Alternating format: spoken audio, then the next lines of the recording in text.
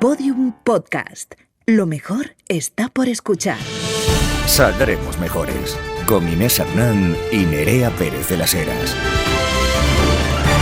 Mejorcitas, ¿cómo estamos? Saludos desde otra esquina ratonera que nos han ubicado por aquí, por el grupo Prisa. Estamos grabando hoy en el hueco de una escalera, como Harry Potter. No pasa nada, en cualquier lugar. En cualquier lugar es bueno para contaros, bueno, pues cosas que tenemos que poner aquí también en el debate público. No sin antes ofrecerte, Nerea, ¿qué te parece a ti? Que la próxima semana, que honrando al Día del Trabajador, te lo dé libre. Ah, no, absolutamente. ¿Y yo a ti?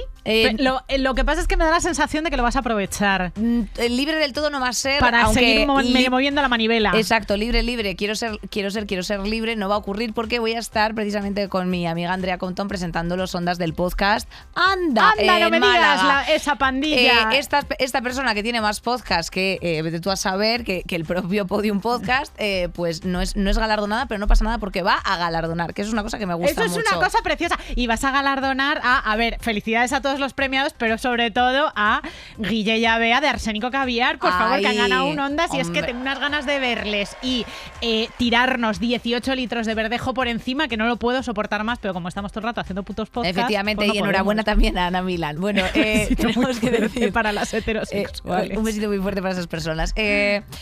Pues nada, Nerea, yo creo que hoy, aunque teníamos varias noticias que comentar, porque ahora mismo está, ya sabes, el ex-rey emirato en tierras españolas, nos apetecía hacer aquí unas pequeñas comentadas, no va a poder ser. También queríamos hablar de la jornada de 4 días, pero ha pasado que tenemos un tema central que es súper fuerte y súper necesario, y es que casi daría para incluso un par de programas. Correcto. Porque es bastante intenso, compañeras. Vamos a hablar de bebés robados. Ya sabéis que hay una situación que implicaba a instituciones, a clérigo, a médicos, a miembros de no solamente de la época franquista, sino que esto se ha extendido realmente hasta los años 90. Es fortísimo, sí. Que los últimos casos son de los 90 y recientemente se ha desbloqueado la proposición de ley de bebés robados para que las instituciones se hagan cargo de esta gente tan maltratada que busca a sus progenitores biológicos y las familias que están buscando a sus hijos, que están completamente desamparadas. Absolutamente. Tanto es que había un Vox Populi, ¿verdad, Nerea? ¿Qué es lo que decían? Pues decía que las mujeres en España en los 40, 50 parían en sus casas. Correcto. Entonces, no eran idiotas y hablaban entre ellas. En el momento en el que se empezaba a parir en los hospitales, las mujeres de la generación de mi madre y anteriores decían que mucho cuidado, que claro, que en los hospitales te los robaban, ¿no? Eso circulaba. Las mujeres de 80, 70, en fin, no les resultará extraño, que sabemos que tenemos muchas oyentes de esa franja de edad, no les resultará extraño escuchar esto. Pues si te parece bien, Nerea, vamos al lío, a remangarnos, vamos a por los datos, los testimonios, que además nos acompañan dos personas fantásticas que nos van a relatar todo esto desde la matriz del asunto. Saldremos mejores. Bueno, amigas, hoy le vamos a meter mano a un tema que le teníamos bastantes ganas. No está directamente en la agenda, más allá de que recientemente se ha desbloqueado la ley de bebés robados, que lleva un tiempo pidiéndolo las asociaciones, y los socios de gobierno pues han anunciado que se irá a trámite parlamentario, cosa que es importante porque es algo bastante grave que ha sucedido en nuestro país. Efectivamente, según la Convención Internacional para la Protección de todas esas personas contra las desapariciones forzadas, España es parte de esa convención internacional. Se define esta desaparición forzada como el arresto, detención, secuestro o cualquier otra forma de privación de libertad cometida por agentes del Estado, por personas o grupos de personas que actúan con la autorización, apoyo o aquiescencia del Estado. Los bebés robados, así comentados, tenemos que remontarnos necesariamente a la época franquista, en el que el único propósito que tenía tenían las mujeres, o así concebido por parte de las pues de esas instituciones, era ser madres. Esta discriminación se refuerza entre el 39 y el 63 con ese programa al servicio de España y del niño español, que responsabilizaba precisamente pues a todas las niñas de izquierdas, a esas mujeres solteras, esas madres pues madres solteras también. Y bueno, había también cierta opacidad respecto de cómo eran los procedimientos de adopción hasta que en España se cursa una ley al efecto. Entonces, pues habían muchas mujeres que eran sujeto de estas prácticas. Tenemos que decir que, hemos estado investigando y hemos estado estudiando un poco el caso, pero es Amnistía Internacional la que realiza un estudio más exhaustivo, y contaremos después con una de las voces protagonistas de este estudio, aparte de con el testimonio de una madre que ha sufrido pues esta situación. Empezabas describiendo las condiciones necesarias para que se considere una desaparición forzosa, y según Amnistía Internacional existen fuertes indicios de que los casos de bebés robados son desapariciones forzosas, o sea, incurre la privación de libertad, participan agentes del Estado y existe una negativa a desvelar la suerte o el paradero de las personas desaparecidas. Tenemos hoy con nosotras a Carmen López, que es periodista, responsable del área de medios de comunicación de Amnistía Internacional, y es coautora del informe realizado en 2021, Tiempo de verdad y de justicia, vulneraciones de derechos humanos en los casos de bebés robados, en el que hay una fuerte perspectiva de género sobre este tema, porque claro, para que se dieran estas desapariciones, para que se dieran estos robos, lo que había era una moral de la época que amparaba que estos bebés fueran a parar a ciertas familias y fueran arrebatados de sus madres. ¿No es así, Carmen? Sí, efectivamente. Cuando empezamos a hacer la investigación en Amnistía Internacional nos planteábamos que, más allá de que quienes son las principales afectadas de este tipo de delitos son las mujeres, pues teníamos que ver qué es lo que había pasado para que esa situación se produjera. Y bueno, pues es una época muy concreta, o sea, haciendo pinceladas, acabamos de salir de una guerra civil, gana Franco, y tiene en mente una idea de lo que tiene que ser el Estado. La patria tiene que ser una patria llena de luchadores, que alcance los 40 millones de personas, por ahí se va a primar la natalidad, y que donde se tiene que controlar la moral. Entonces, nos encontramos en una época, una vez que ya el gobierno republicano desaparece, en el que, hay una especie de caos social. Primero, ha habido una guerra, ha habido montones de muertos, ha habido montones de personas que han tenido que abandonar el país, y hay montones de personas que están encarceladas, tanto hombres como mujeres. Es una época de represión. Pero a la vez que hay una época de represión, se ponen en marcha una serie de leyes, o se anulan las que estaban en marcha durante la República, pues para controlar esa moralidad y marcar un poco la imagen de lo que tiene que ser el régimen franquista de ahora en adelante, ¿no? Pues algunas de las leyes, por ejemplo, se anula la ley del divorcio, con lo cual personas que estaban casadas se encuentran con que ya no lo estaban, que han tenido hijos después de un matrimonio civil, regulados por el Gobierno de la República como parte de su familia, se encuentran, una vez que se anulan estas leyes, con que pueden ser mujeres viudas porque sus maridos han muerto en la cárcel. Pueden ser mujeres viudas que al final terminan registrándose para el nuevo Estado como madres solteras, ¿no? Esto tiene muchísima repercusión en las mujeres, pero claro, hay una primera época de represión muy bestia, en la que no solamente se reprime a hombres, sino también se reprime a mujeres, se encarcela a muchísimas por su participación política, o bien por ser hijas de, mujeres de o hermanas de.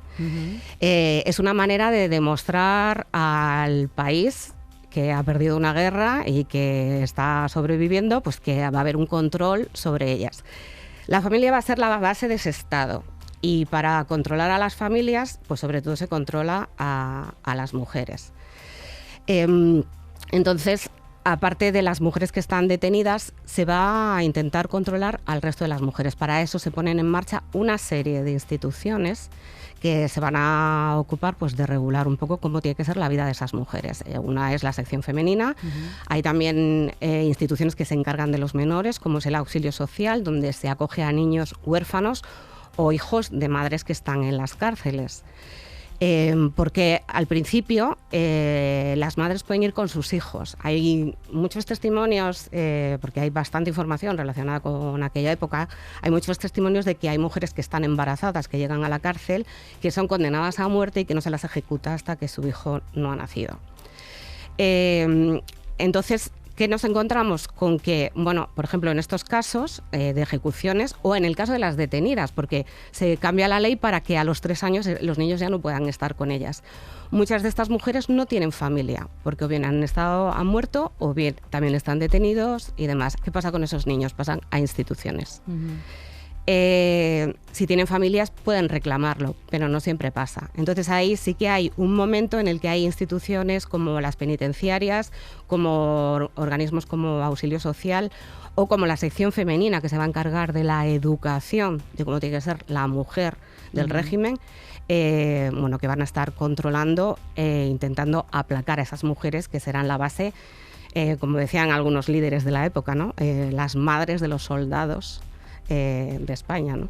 Y que además son cooperadores, o sea, estas instituciones absolutamente cooperadores necesarias de, bueno, pues lo que sería el precedente de una irregularidad que posteriormente también se perpetuaría, como en los casos que ocurrían en los posteriores hospitales, o sea, porque habría gente que evidentemente no tendría derecho a réplica porque estaba en una cárcel. Bueno, decir no tener derecho a réplica es un poco fuerte, o sea, quiero decir... Sí, pero está en una situación de privación de libertad y era mucho más fácil manejarlas. Pero luego había otras personas que tenían una circunstancia bueno, muy distinta a lo mejor a algo tan extremo, ¿no? O sea, que simplemente pues tú estabas embarazada y aparecías en un hospital y bueno, pues tu hijo de pronto desaparecía. ¿Correcto? Correcto. Lo que pasa que sí que voy a apuntar una cosita que yo creo que es importante, porque los primeros años de represión apenas existen hospitales en España. Acabamos de salir de la guerra. El país está destrozado, no hay dinero, o sea, hay dinero para reconstruir, pero no hay dinero pues para inversiones médicas, apenas hay. Además, estamos en la Segunda Guerra Mundial a nivel internacional, se está luchando contra los fascismos y claro, Franco está aislado. Es un momento de autarquía económica, eso quiere decir que nos lo producimos todo en casa. Es un momento donde, bueno, pues en este país la corrupción ha existido, había alimentos, pero realmente no todo el mundo tenía acceso a esos alimentos. Si no podías pagar por extraperlo y demás, no tenías acceso. Es una década en la que más de 200.000 personas mueren de hambre en este país. De hambre. ¿Vale? Entonces, en esos momentos no hay dinero para hospitales. Hablamos de años 40, años 50. Años 40, años 50. Correcto. En esos, ya en los 60 es cuando Franco empieza a ser reconocido a nivel internacional y empiezan las ayudas. Bienvenido Mr. Marshall, ¿vale? Es un ejemplo claro de cuando llegan las ayudas económicas, que además pues de Estados Unidos y de otros países, porque ya se le acepta. O sea, es el régimen de derechas más tolerado. Y es un contrapeso contra el comunismo necesario, ¿no? También. Es muy cómodo para Estados Unidos que exista una España franquista en ese momento. Entonces, en ese momento empiezan a llegar ayudas económicas y sí que se invierte en la creación de centros hospitalarios y de maternidades, cosa que es positiva, o sea, no está mal. Desde 1939 hasta el 63 es cuando se pone en marcha todo este estudio del niño sano español, el trabajo por España y el niño sano español. Aquí hay investigaciones científicas de ginecólogos, psiquiatras y demás que se pasan todos estos años demostrando cómo a las mujeres que más se les mueren los niños son a las madres solteras, a las madres de familias numerosas, a las madres que trabajan, a las madres que no tienen recursos económicos. O sea, están creando un perfil científico de por qué a estas señoras se les mueren más los hijos que a las otras. Con investigaciones tan rigurosas como, por ejemplo, el número es que esto es flipante, ¿no? Porque te dicen el tanto por ciento de mortalidad infantil en las casas con pocas moscas es este, con mitad de moscas es este y con muchas moscas es este otro. Realmente es una argumentación, ya os digo, científica, aparte de la propaganda que ha habido todo el tiempo, más todas las leyes que hay para controlar a las mujeres, bueno, que se va construyendo en estos años. En los años 60 empiezan los hospitales y las mujeres empiezan a acudir a los hospitales a tener a sus hijos. Hasta entonces se tenían en casa, y eso es un espacio de poder de la mujer tremendo, donde las matronas tienen un papel muy importante, ellas están en su ambiente bien rodeadas. Llegan a las clínicas, no reciben información, no se las trata correctamente, el médico es una institución, las enfermeras o el personal religioso que acompaña en los partos y demás también es una institución, no tienen nada que decir y no se les hace caso, pues por ejemplo, en casos, hay testimonios en los que le dicen que el niño, el bebé ha nacido muerto y ellas dicen, no, es que yo lo sentía. O sea, y si has estado embarazada sabes si tu hijo está muerto o no. Eso os lo puedo asegurar. Entonces, se enfrentan a un espacio absolutamente hostil hacia ellas. Y a una construcción moral que ya se había venido gestando desde esa sección femenina y ese auxilio social que habían aprendido de la Alemania nazi, porque la sección femenina y el auxilio social no se inventaron en España, sino que fueron a aprender Pilar Primo de Rivera y la jefa del auxilio social. Entonces ya estaba construido todo el marco para conformar el perfil de esta mujer de la que hablas, a la que es lanzada a estas instituciones que directamente, si no encaja en el perfil, la tienen derecho a vulnerarla de la manera que quieran. Instituciones a las que añadimos, que acabas de decir, personal religioso. Vamos a ampliar un poquito esto porque es muy interesante que ahora cuando entremos un poco en el perfil precisamente de todas esas mujeres que han sufrido toda esta violencia clínica en un momento determinado, ha sido también un cooperador necesario y una figura clave, todas esas monjas que trabajaban en estos hospitales a partir de los años 60. Háblanos un poco de esto, Carmen. A ver, en el ámbito laboral, o sea, las mujeres tenían muchas dificultades para trabajar en España. Básicamente es un poco, a ellas se les mueren más los hijos, ¿no? Realmente en España, pues hasta el 70 y pico, la mujer, sobre todo casada, no puede trabajar sin la autorización de su marido. Es cierto que hay profesionales y que han trabajado, pero mucho del personal sanitario, mucho, no todo, pero mucho sí que está vinculado a organizaciones religiosas. Eso por un lado, pero aparte, por ejemplo, cuando los niños no tienen padres, están en hospicios y demás, en general todos estos centros están también coordinados y supervisados y gestionados por organizaciones religiosas. Y ese es el papel que estas organizaciones, que es la Iglesia Católica en este caso, pues tiene dentro del tema de bebés robados. Ellos además tienen muchísima información privada, porque son organismos ¿Quiere decir privados. Que la Iglesia tiene ahora mismo mucha información o datos? Ellos tienen registros de partidas de bautismo y deberían tener registros también de todo el movimiento de bebés, si hay adopciones, si no hay adopciones, quiénes entran a una inclusa porque no tengan padres. Todo eso debería estar registrado. O sea, eso está registrado.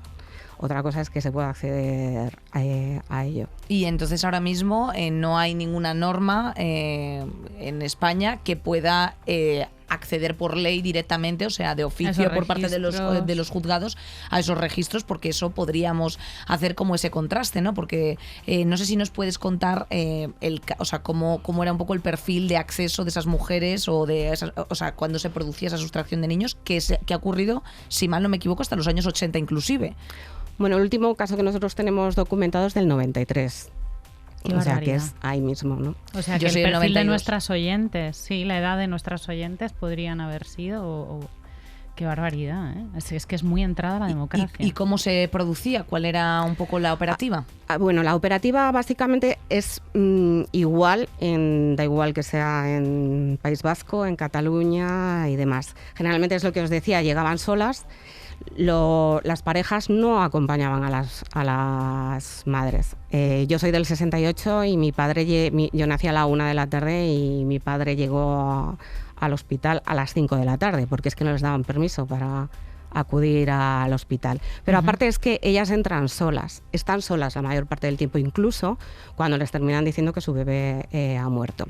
Entonces, ¿cuál es un poco el perfil? Hay veces que según entran les empiezan a decir que ya hay dificultades y en el momento del parto, en muchos casos sí que les dan algo de medicina sedante, porque no es casualidad que estas mujeres suelen estar en los hospitales más tiempo de lo que es necesario estar, ¿no? Muchas se tienen que recuperar porque, bueno, pues su parto no ha tenido dificultades y han tenido más dificultad para la recuperación. Generalmente ellas no salen hasta que todo el tema del entierro está solucionado. Entonces, muchos de los casos que hemos documentado y que hay documentados en diferentes libros y demás, se lo están comentando sobre la marcha. Hay casos en los que ellas no han podido ver nada, pues porque les han puesto algo de medicación pues para tranquilizarlas y no recuerdan, pero hay casos en los que sí recuerdan.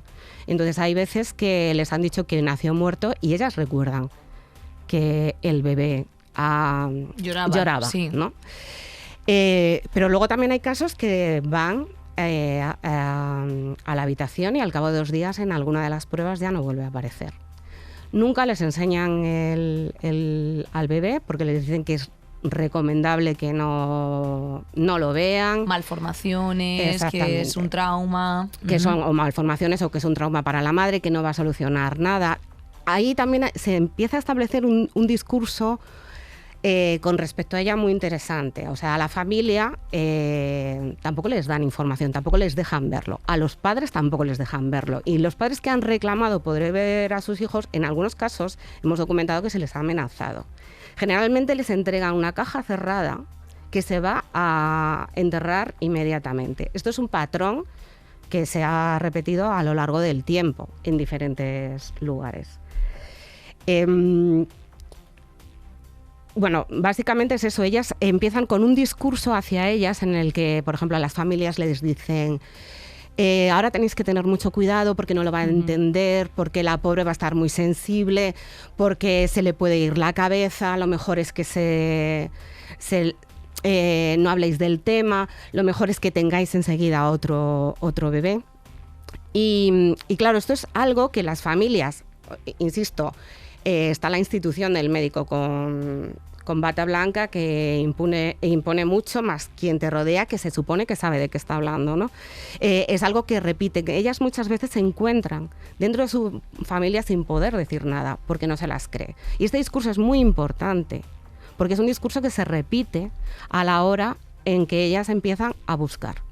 Se encuentran por parte de las administraciones, de los registros, de los juzgados y demás, discursos en los que les están diciendo es que no has podido superar esto, es que se te ha ido la cabeza, es que lo diste en adopción y te has arrepentido. O sea, este tipo de discursos son discursos a los que se encuentran. Y es un discurso muy peligroso, porque es un discurso en el que se está diciendo que una madre no es capaz de tomar decisiones o no es capaz de afrontar su vida, su maternidad o incluso la muerte de su hijo en caso de que se produzca. Es un discurso que si nos descuidamos nos lo meten antes de ayer, ¿no? Porque en la ley de aborto que presentó Gallardón y que afortunadamente no salió adelante, en el preámbulo se mencionaba que las mujeres que estaban embarazadas no tenían capacidad de decidir por sí mismas. Entonces, son discursos que están ahí, que son los discursos que ellas están sufriendo en estos momentos, pues porque es que están locas, es que no han podido. Unido a que, bueno, pues comentábamos antes, empieza a haber casos de denuncia en los 80, pero realmente cuando hay un boom de denuncias es a partir de 2011, que empieza a salir de manera más amplia en medios de comunicación, y esto también se habla de que reciben muchas veces la respuesta de que es una especie de histeria colectiva a la hora de poner estas denuncias. Están los 3 días extintos, afortunadamente, de reflexión antes de la interrupción del embarazo. También esa idea infantilizadora hacia las mujeres de que no tenemos capacidad de decisión y de agencia sobre nuestros propios cuerpos, ¿no? Y es algo que sigue campando a sus anchas, básicamente. Hablas del maltrato y de la infantilización a las mujeres, pero sobre todo por parte de las administraciones, incluso cuando empiezan a investigar. O sea, de fechas muy recientes. Porque Exacto. si empiezan a salir casos desde 2011, ellas sí hablan de que el maltrato y el descrédito constante es algo que está dentro de todos esos procesos de investigación y judiciales, ¿no es así? Sí, de alguna manera sí. O sea, muchas veces son ellas las que tienen que demostrar cómo ha sido su vida, si estaban casadas, si no estaban casadas, si tenían ingresos, si no los tenían, pues para demostrar que no están dentro del perfil de mujer que ha podido vender a su hijo porque tenía una situación económica X, o que realmente era una madre soltera y lo ha dado en adopción. O sea, es un poco lo de que siempre tienes que demostrar que eres inocente, en vez de que la investigación sea enfocada. En caso de dudas está a favor del reo, exacto. Claro. De hecho, prueba de ello es una persona que nos está acompañando hoy desde Alicante, Laura Perales. Cuéntanos, Laura.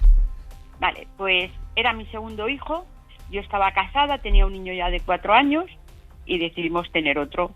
El embarazo, pues yo los tengo un poco complicados, pero con reposo y tal, perfecto. Cuando voy a cumplir, porque mis hijos nacen por cesárea, me voy y me hace una cesárea. Y nace mi hijo perfecto. Me lo llevan a la habitación, me suben a mí, me llevan a mi hijo, todo bien. Le están dando los biberones porque no le puedo dar pecho, le dan biberones, todo bien. Y entra una enfermera y me dice que se lo lleva, le da los papeles a mi marido para que lo lleve a reconocerlo, a juzgado. Y mientras tanto, pues entra una enfermera y me da el biberón y me dice, dáselo aunque no le toque porque me lo voy a llevar a hacerle la prueba del talón. Y digo, pues vale. Y como me costaba moverme, porque antes a las cesáreas nos ponían un montón de goteros y de cosas, me dice, ven, yo se lo doy. Se lo terminó de dar ella y se lo llevó. Y vino mi marido y le dije, se han llevado al nene, pero hace ya más de 2 horas. Bueno, pues salió 2, 4, 6 y no nos decían nada del niño. Entonces, pues él se enfadó un poco porque había salido varias veces. Y entonces lo tiraron a la calle. Le dijeron que tenía que estar, porque había montado jaleo, 24 horas sin entrar al hospital. A esas que lo llaman, nosotros vivíamos en Villena, y esto que te estoy contando es en Alicante, en el hospital 20 de noviembre, que ahora es el hospital general. Uh-huh. Bueno, pues lo llaman y le dice que el niño está muy grave, que se ponga en camino. Viene y no encuentra médicos, no encuentra nada, nadie le dice nada, y así pasa toda la noche. Hasta el día siguiente, a las 8 de la mañana, que sale un señor y le dice que Javier Hernández está muerto. Wow. Pues la vuelve a liar. Se enfada él y su hermano, porque venían los dos y un amigo. La vuelve a liar, pero a cabrearse y pues se puso mal. Y entonces le dijeron, bueno, mire, si se tranquiliza y se pone bien, le podemos dejar que se lo lleve a enterrar, como un favor. Y si no, pues lo sentimos mucho, pero se queda aquí para experimentos, porque es un feto. No era un feto, después me enteré que no era un feto porque tenía ya 2 días. Entonces no era un feto. Bueno, subió arriba a la habitación, me lo dijo y dije, bueno, pues mira, vamos a enterrarlo porque somos creyentes. Y fue a la funeraria y la condición que nos pusieron es que teníamos que enterrarlo. Teníamos nicho en propiedad, en Villena, y nos lo queríamos llevar y no nos lo dejaron. Lo teníamos que enterrar en una fosa común y en Alicante, y domingo, cuando ellos nos dijeron, ya, rápido. Pues el de la funeraria cogió la caja, que ni nos la dieron. Eso sí, mi marido eligió la caja y se lo enterraron un domingo. Y ya... Luego nos llamó una señora 2 veces por teléfono diciéndonos que el nene no estaba muerto. Pues yo, como lo pasé muy mal y estaba mal, a la segunda vez fuimos a la policía y a la Guardia Civil. Y la Guardia Civil nos dijo que era porque yo estaba muy mal, que a ver si era alguien que no nos quería bien, que ellos nos aconsejaban cambiar el número de teléfono, porque era un teléfono de esos de ruleta. Uh-huh. Bueno, pues cambiamos el número de teléfono. Y luego llamaron a mi marido a la fábrica. Entonces ya no es que yo estaba mal y no lo había escuchado bien, ¿me entiendes? Y le dijeron que investigara que mi hijo no estaba muerto. bajamos al hospital, nos dijeron que eso no, que el niño se había muerto y estaba enterrado. Y que fuéramos al cementerio, fuimos otra vez al cementerio, él había ido y me dijo, mira, nena, es el último que han enterrado y está aquí arriba, está en la ICO. O sea, que está bien, que bueno, y ya nos fuimos para casa y ya no supimos nada. Y ya yo lo dejé estar hasta el 2008, el 2009. No te sé decir si fue el 8 o el 9. Que voy al hospital. Bueno, antes de eso, lo llaman a servicio militar a mi hijo, porque lo habían dado por prófugo, que fue el último reemplazo que había. Lo llamaron por el último reemplazo, por la fecha que había nacido. Y a tu hijo supuestamente fallecido, perdona Laura, te llega una carta del servicio militar dirigida a tu hijo vale. Sí, y entonces pues llevamos esa carta, vamos al juzgado y llevamos esa carta y tenemos un amigo que era militar y dijo, vale, no te preocupes que yo sé tu caso y no te preocupes que yo te lo voy a arreglar. Y él nos dio todos los papeles y nos lo arregló. Y entonces ya de ahí ya no sabemos, no supe nada más. Y luego, pues yo fui un día al hospital porque a mí nunca me dieron un papel, ni un alta. Yo no tenía ni una certificación, ni un alta. Y fui varias veces al hospital para que me dieran el papel de alta, como que había tenido un niño y tal. Y nunca me lo dieron, me dijeron que no. Y la última vez que fui, creo que fue en el 2008, por ahí, o 2008-2009, y me dicen que yo allí no había estado. Que podía haber estado. Digo, pero es que tengo una cartulina que pone que está ingresada y me han hecho una intervención. Dice, señora, puede ser de un callo o de un apéndice. Pero usted aquí solamente ha dado a luz a 2 hijos. Uno en el 76 y otra en el 85. Nada más. No, yo he dado uno en el 80. Bueno, pues me dijeron que no. Y entonces, pues me cabré porque el señor se puso un poco verde conmigo. Y de ahí me fui a la policía y denuncié. Denuncio en la policía y al año y pico no me habían llamado. Y entonces me había juzgado a ver por qué no me llaman, por qué no me habían dado una solución y por qué me decían que yo allí no había dado a luz. Cuando era verdad que me habían hecho una cesárea. Y entonces había una manifestación, yo vi a María José y bueno, me uní a la manifestación. Y fui a hablar con el fiscal y el fiscal me dijo que era un niño robado. Que le llevara documentación, le dije que no tenía. Él la pidió y le dijeron que allí no había documentación, que yo allí no había estado en esa fecha. Y entonces el fiscal, Carlos Ferreiro, habló con la juez de menores. Y la juez de menores dijo, bueno, pues voy a hacer una auditoría yo, para ver si me la dan. Y entonces ella la hizo y sí le dieron. Pero le dieron una documentación que no es mía. Porque mi hijo no estaba malo cuando se lo llevaron y pone que lo operaron de un pulmón, que no lo operaron de un pulmón.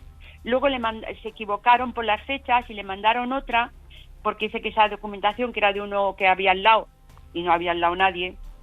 Le mandaron otra a la juez diciendo que había muerto de un paro cardíaco. Wow. O sea, varias informes, versiones contradictorias, documentaciones contradictorias. Sí. Y en este momento, Laura, es cuando podéis exhumar. Cuando me pongo y la juez me dice, mira, no te preocupes, que es que esto no se aclara, porque también dice que tú has estado dando a luz en la 103 y en la 105. Tienes 2 habitaciones a tu nombre, eso la juez. Y todo esto, tengo 3 versiones diferentes de que ha muerto tu hijo. Entonces no encaja. Voy a hacerte yo la exhumación. Y como me acompañaba el fiscal de menores, pues me dijo, vale, yo también voy. Y entonces me la hizo el fiscal y la juez. Y nada, como yo les dije que mi marido me había dicho que estaba allí nada más llegar, y fueron al cementerio, sacaron el cuadrante y dijeron que sí, que estaba nada más llegar. El último que enterraron. Pues entonces, bueno, encontraron la caja con más profundidad porque la tierra se había hundido.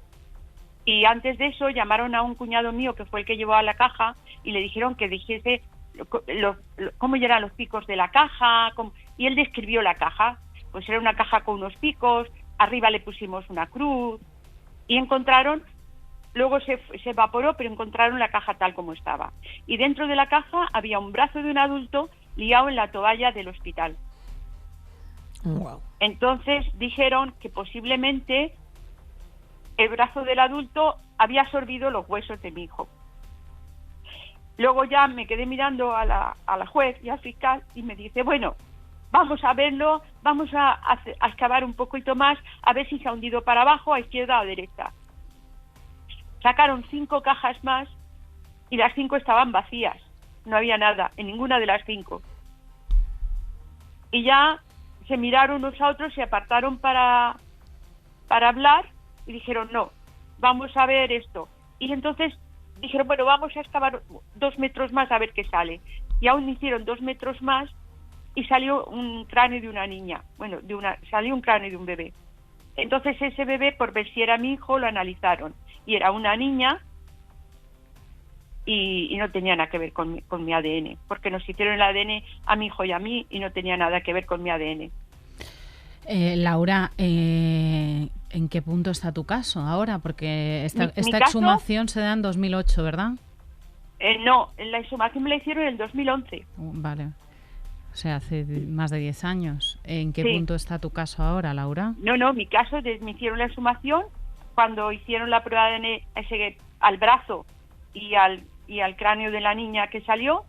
Me llamó la juez, que tenía que llevar un procurador y un abogado para darme la solución, los llevé y me dijeron que no había cadáver, no había niño, no había delito. Entonces que el caso me lo archivaban. Yo le dije que quería recurrir, que quería algo, porque si no estaba mi hijo, ¿dónde lo buscaba? ¿Cómo lo hacía? Claro, me tenían que dar una explicación, me tenían que dar algo. Y me dijeron que no, que estaba desaparecido, entonces que lo daban como desaparecido. Y ahora pues mi hijo estaba como desaparecido. Que me abrirían el caso si yo culpaba a alguien, diciéndole, pues mire, yo creo que mi cuñada me tenía envidia y quería un niño porque ella no tenía. O yo creo que, yo qué sé, lo que fuese. Laura, me hicieron llevar un montón de papeles hasta que yo en ese momento estaba con mi marido bien, como que mis cuentas bancarias, un extracto de cuentas, que lo pedimos a Madrid al Banco de España, como que no necesitábamos dinero. Y después de todo eso, pasa al 2013, pasó un año y pico para dar todos esos papeles, para que la juez vuelva a mirarlo, para todo. Entonces me dicen que no hay cadáver, no pueden hacer nada. Laura, no hay delito. ¿Estás implicada en alguna asociación de bebés robados? Sí, estoy en una asociación de Alicante de bebés robados, que es ABA. Estoy desde el momento en que, desde el 2008 estoy en esa asociación. ¿Y tienen tu ADN? Tienen mi ADN porque hay un banco de ADN en el extranjero que nos dijeron que si lo dejábamos y nos cobraba 45 o 47 euros, 40 y pico euros. Y lo he dejado en ese, y ahí estoy. Y luego el presidente de la asociación consiguió que la Seguridad Social nos hiciera también un ADN. Y fui también y me hice el ADN. Luego me he hecho también 2 ADN, pero los bancos, uno en Madrid, que lo mandó a Madrid, pero ese banco de ADN luego se fue y 2 que se han ido, que no nos vale el ADN, y 2 que me he hecho que de momento sí están ahí. Pues muchísimas gracias por compartir esto. Bueno, es aterrador, es triste, es desgarrador. Sentimos pues muchísimo toda esta circunstancia y además de una tremenda impotencia. Es impotencia, más que nada es impotencia, porque yo en un momento que decía, señor, si es que está muerto, quiero saber que está muerto. Le pongo flores, que lleve 33 años poniéndole flores a un brazo. No, es terrible, es terrible. Laura, ¿tú te has sentido, me imagino, abandonada tanto por la justicia como por las instituciones? Sí, abandonada por todo, porque que me digan que no hay cadáver y no pueden hacer nada cuando ellos saben que lo han vendido o lo han dado, porque tienen todo allí. Qué horror. A ver, y nadie me ayude a encontrar a mi hijo, pues oye, yo no lo veo bien. No, es que no está bien para nada, Laura.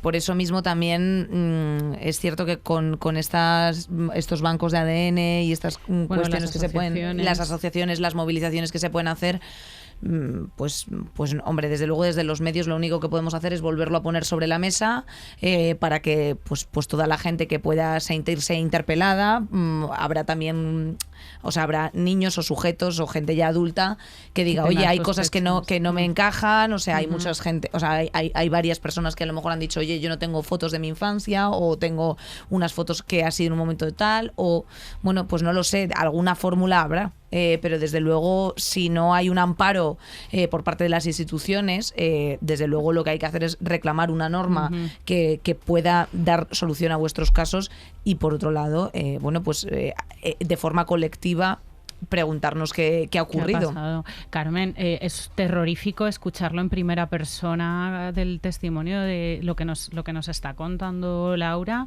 Es un caso perfil, digamos, es algo típico en tu experiencia.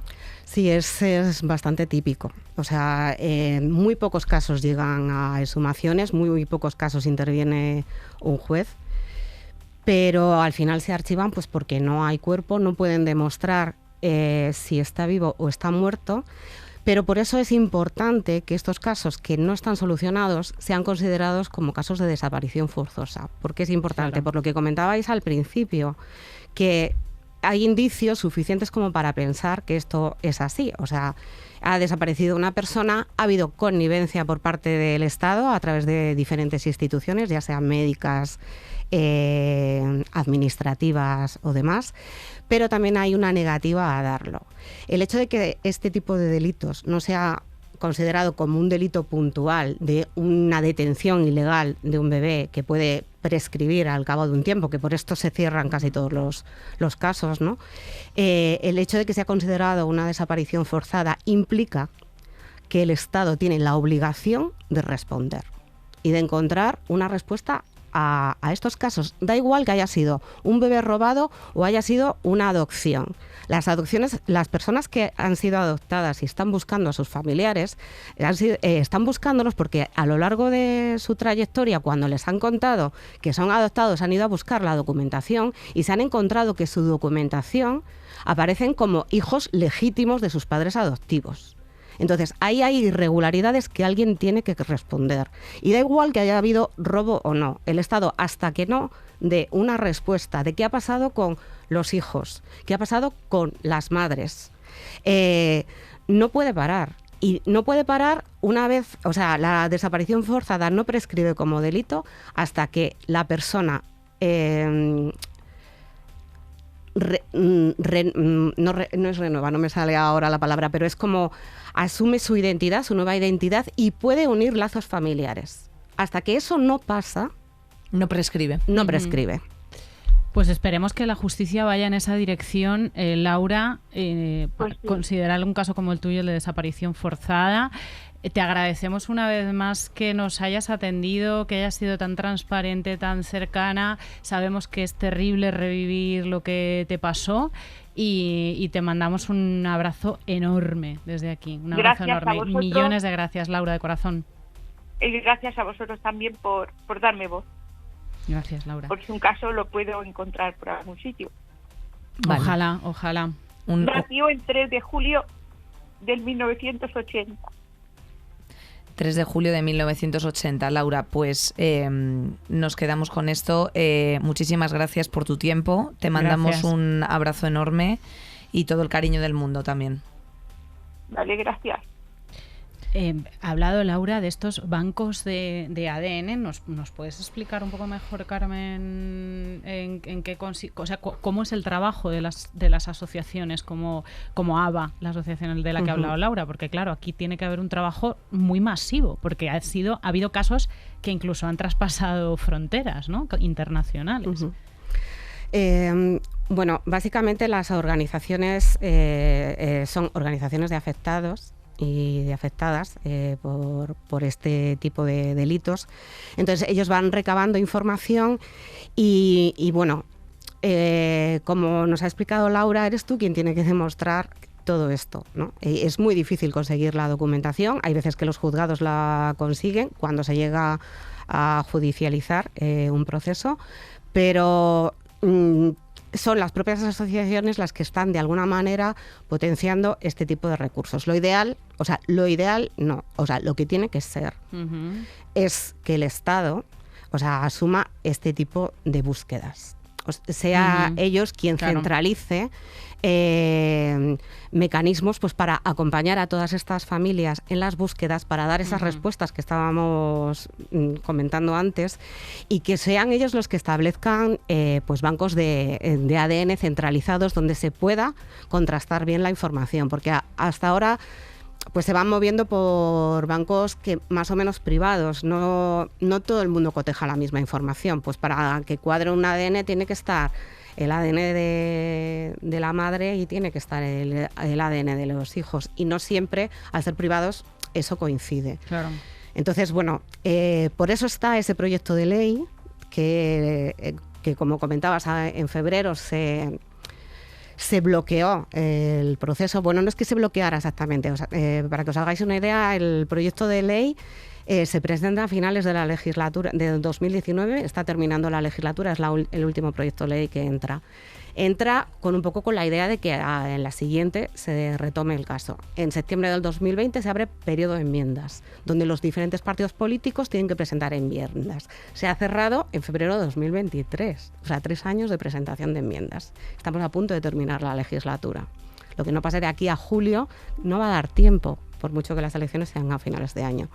Entonces, ahora mismo sí que hay enmiendas de diferentes grupos políticos y sin duda es un tema de voluntad política de que esto se investigue, que se creen recursos coordinados a nivel estatal, porque ahora mismo hay algunas comunidades autónomas que sí tienen en marcha recursos pues para ayudar a las familias, acompañarlas tanto en la búsqueda como apoyarlas psicológicamente, ¿no?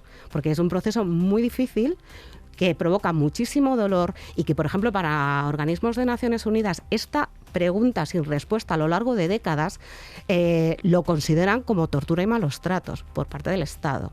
Hombre, claro, viendo cómo han tratado las administraciones en un caso como el de Laura y escuchándola, es que no te cabe ninguna duda a nivel humano, claro. Totalmente. Entonces hay comunidades que sí que han hecho cosas, pero que el riesgo que se corre es que al final es información muy puntual en lugares muy concretos que no soluciona las dimensiones de este problema. Y que, insisto, que más allá de que se hayan producido robos reales o no, hay tanta falta de información, hay tanta información falsa, que es que alguien tiene que responder ante esto y sobre todo dar una respuesta clara a las personas que están buscando, tanto a sus hijos como a sus madres, pues para que sepan qué es lo que ha pasado, ¿no? ¿Habría un cauce intermedio que fuese que los padres adoptivos, los padres adoptantes dijesen la verdad a sus hijos o dijesen, oye chicos, pues mira, os cuento, vosotros fuisteis entregados en este hospital y bueno, pues a lo mejor pues evidentemente se produjeron irregularidades de alguna forma, no sé si este tipo de casos sean... ¿Hay algún caso resuelto que sea así? Que haya sucedido esto. Mira, ahí no recuerdo ahora exactamente el nombre, pero sí que del caso, pero sí que ha habido algunos padres adoptivos que se han dado cuenta que el proceso era más irregular de lo que ellos pensaban, que ellos pensaban que estaban haciendo una adopción normal y voluntaria, y que se han dado cuenta de que eso no era así y han ayudado a sus hijos en la búsqueda. Entonces, en algunos de los casos de Eduardo Vela, Sor María y demás, sí que hay testimonios de padres adoptantes que han estado ayudando. Porque, pues se han encontrado con irregularidades. Uh-huh. Volviendo otra vez a lo que era el franquismo, no eras nada. Una familia no era nada si no tenía hijos. Una mujer no era nada si no tenía hijos. Entonces, el género está tan en el centro todo el rato de todo lo que hablamos. Entonces, de ahí se crea esa necesidad. Es una vergüenza no tener hijos. es una vergüenza adoptar. Y durante muchos años, o sea, yo recuerdo, pues de mi generación, incluso niños más pequeños, todo el mundo sabía que eran adoptados, pero ellos no. Son críos que al final se enteran en un momento muy concreto, o sea, a los 11, 12 años, porque no se decía. Igual que se dice, tienes que tratar así a la madre, el tema de la adopción, no se lo cuentes porque le va a crear un trauma y demás, algo que es totalmente diferente en estos momentos. No se regula la adopción en este país hasta 1987, con una ley. Antes es un acuerdo privado, donde hay abogados, donde hay personal de inclusas, personal religioso, personal administrativo, hay médicos. Entonces, hasta entonces no está regulado. En esa ley de 1987, en el preámbulo, se dice que se va a regular el tema de la adopción para evitar temas tan tremendos como el tráfico de menores que se estaban produciendo. Entonces, ahí estamos de alguna manera reconociendo. Lo que pasa es que es necesario poner en marcha, o sea, que arranque esta ley, o sea, que haya un compromiso político de que esta ley tiene que salir adelante, que garantice eso, que va a haber un servicio centralizado que va a apoyar a la gente, que va a tomarse medidas legales pues para que las investigaciones sigan adelante, que no prescriban. O sea, mientras no hay información es una desaparición forzada. Y España ha ratificado una serie de convenios internacionales que la obligan a hacer esa investigación, con independencia de quién esté en el gobierno, que ahora no estén pasando este tipo de cosas. Y luego, por supuesto, desde Fiscalía, que tiene que impulsar las investigaciones, o desde las judicaturas, o sea, se tiene que apostar a que cuando al final no hay un cuerpo, se investigue, o sea, y seguir investigando para ver qué ha pasado con este caso, que está lleno de irregularidades, que como en el caso de Laura, o sea, hay varios partes médicos con causas diferentes de la muerte que ella desconocía porque no les habían informado en ningún momento, y eso no puede quedarse sin respuesta. Alguien tiene que responder por qué cosas ha pasado, y para eso sería bueno pues que haya un compromiso político de verdad y que arranque por lo menos en lo que queda de legislatura esa ley, y que se pueda poner en marcha y que luego haya recursos para hacerlo.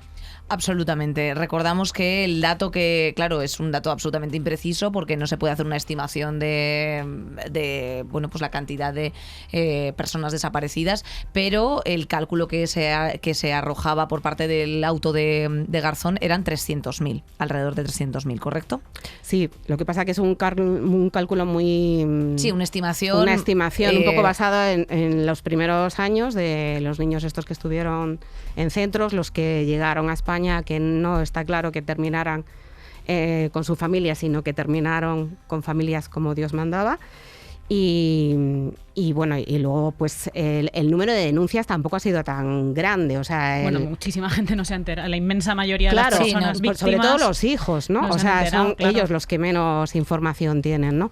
El número de denuncias no es tan grande porque es cierto que hay un boom de denuncias cuando empiezan a salir más masivamente este tema en medios de comunicación, y la mayor parte de esas denuncias se hacen entre 2011 y 2013, se archivan por sistema, claro. Todas. Fíjate. Entonces, al final, la falta de confianza pues hace que, ¿para qué te vas a enfrentar?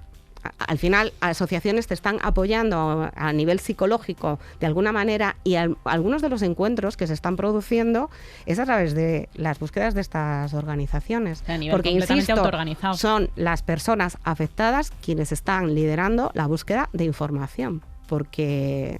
Nadie más está haciendo eso por esto. Pues esperamos poder contribuir a esa búsqueda, a poner esto un poco en la agenda y que sea muy compartido precisamente pues para ayudar a todas estas familias que necesitan pues respuestas y justicia. O sea, reparación. Justicia y reparación. Ha sido un placer tenerte, Carmen. Muchísimas gracias. Gracias por la labor que hacéis en Amnistía también. Gracias por el informe, increíble. Absolutamente. Gracias también a Laura, a todas nuestras compañeras que nos acompañan en La Pecera un día más. Tenemos Paula, Julia, Gema, nuestra compañera también Marisa, una compañera que tenemos hoy en realización que no está, Bea Polo, pero que la queremos muchísimo también, y por supuesto Sara Luque. Nerea Pérez de las Heras, que vaya muy bien la semana ya, hija. ¿Qué cuerpos se nos han quedado, madre ¿Qué te digo? mía? Pero bueno, al menos vamos a descansar por el Día del Trabajador, así que nos vemos ya la semana del 8 de mayo, queridas. Que vaya muy bien, se os quiere muchísimo, os leemos con mucho cariño. Un besito. Adiós. Saldremos mejores. con Inés Hernán y Nerea Pérez de las Heras.